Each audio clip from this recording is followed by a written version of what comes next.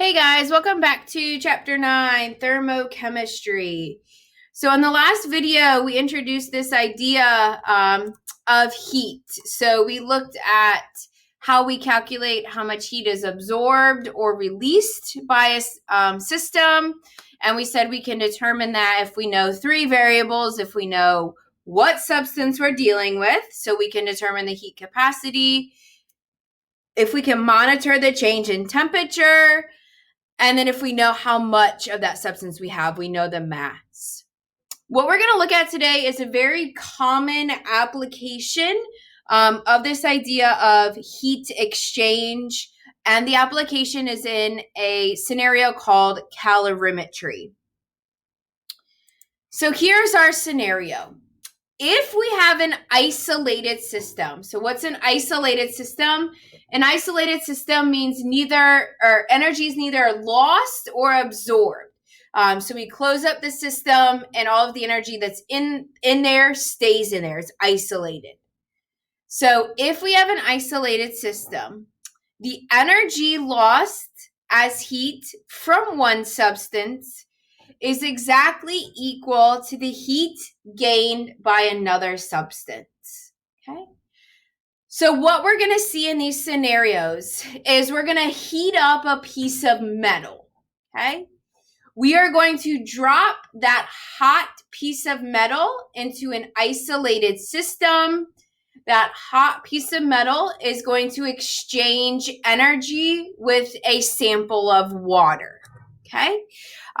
So this guy is going to be really high in energy, high in heat. We're going to drop it into just room temperature water. The water will be really low in heat, okay?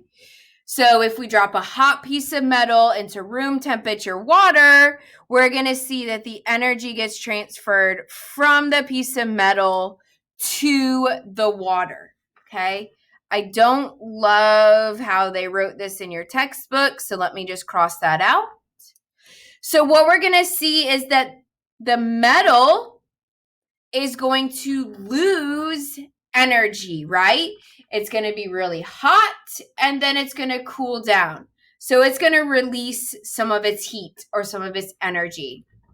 And the room temperature water is going to heat up, right? It was room temperature. Now it's going to be slightly warmer than room temperature because it's going to take on some of that heat from the metal. So we're going to see that the heat from the water is actually going to go up or increase, okay? And the amount of heat lost by the metal is going to be exactly equal to the amount of heat gained by the water. So that's what a isolated system will do. And we can isolate our system what's called a calorimeter. Okay. So let's set this up mathematically. Okay. Get my pen here. Oops. Cross this out. I'm going to just adjust this real quick. Okay. So if we are looking at this change in heat, so the metal's going to lose heat, the water is going to gain heat. And we also know that heat is defined by mass, specific heat, and change in temperature. So what I'm going to do now is I'm just going to do a variable substitution, okay? I'm going to substitute mass, specific heat, and temperature anywhere that I see Q. I'm just going to replace those variables. So I'm going to keep that negative sign, and I'm going to replace Q with mass of our metal times specific heat of our metal times the change in temperature of our metal. And that is going to be equal to, and we're going to do the same thing for water. So I'm going to just explicitly keep that positive sign. And we're going to do mass of our water times specific heat of our water times the change in temperature of our water.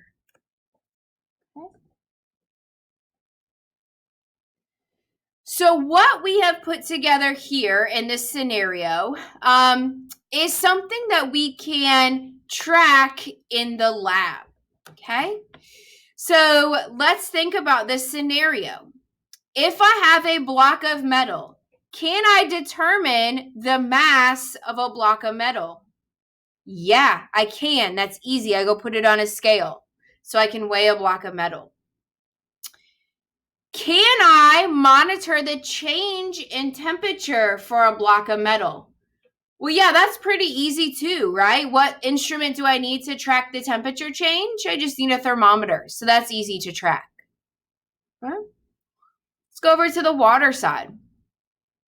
Can I determine the mass of a sample of water?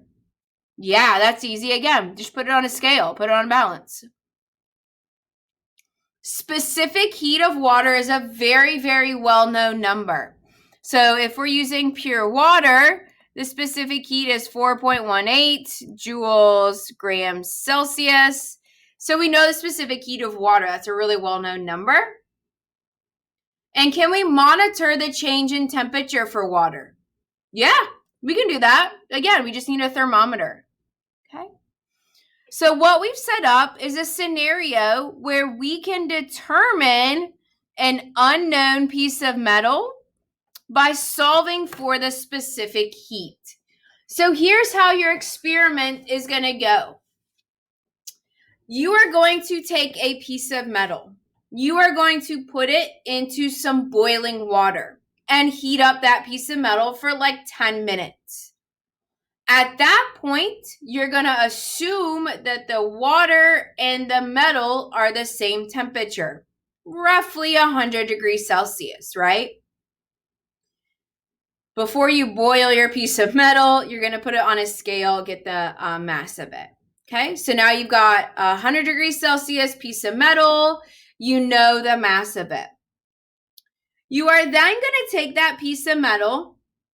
You are going to drop it into a calorimeter full of water. So again, a calorimeter is just going to have something out here that isolates the system. So something like this. It's going to isolate the system, and you're going to drop your hot piece of metal into the calorimeter. Okay? What's going to happen at that point is your hot piece of metal is going to transfer heat to this water. Okay? So the water is going to get warmer. So you're going to stick a thermometer in that beaker of water, and you're going to watch the beaker of water increase its temperature. The temperature is going to go up. Okay? You're going to stop your experiment. At that point, you will be able to determine the change in temperature of the metal. You'll know the mass of the metal because you weighed it. You'll know the mass of your water because you know how much you started with. And you'll know how much the temperature changed for your water. Okay? So you'll have a number here, here, here, here, and here. And all you have to do is a simple algebraic rearrangement to get to your specific heat of your metal. Okay, so that's the basics of calorimetry. You guys will now do a lab that exposes you to this experiment, and you can just plug and chug your way through this problem. Hope you guys found this helpful.